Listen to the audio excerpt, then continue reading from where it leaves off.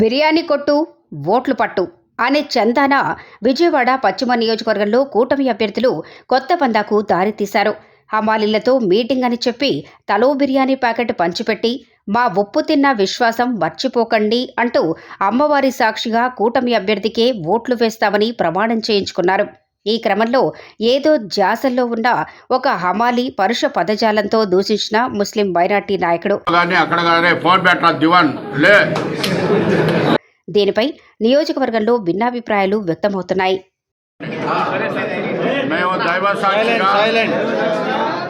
దైవ సాక్షిగా అమ్మవారి సాక్షిగా సున్నా చౌదరి గారికి కమలం గుర్తుపై ఓటేసి మన బంధువులతో మా పేటల్లో మేమే సైనికుల్లాగా వెనకుండి కష్టపడి మీరే మా కార్యకర్తలు, మీరే మా సైనికులు, వారి అభిమానులు కూడా. మీరు పేటలో కానీ అక్కడ కానీ ఫోన్ పెట్ట దివాన్ లే ఏంటి కష్టపడి ఓట్లేసి ఏ డివిజన్లో మీరు ఉంటారో అక్కడ మంచి మెజార్టీ రావాలి. ఈయన గెలిస్తే మీకు తెలుసో తెలీదో దేశంలోనే ఓ రికార్డ్ అయిపోద్ది. సున్నా చౌదరి గారు గెలిస్తే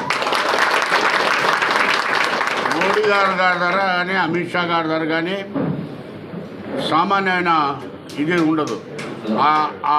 ఇది మీ అందరికీ దక్కుతుంది, అర్థమైందా? కాబట్టి దయచేసి మనస వాచ దైవ సాక్షిగా అబ్బాయి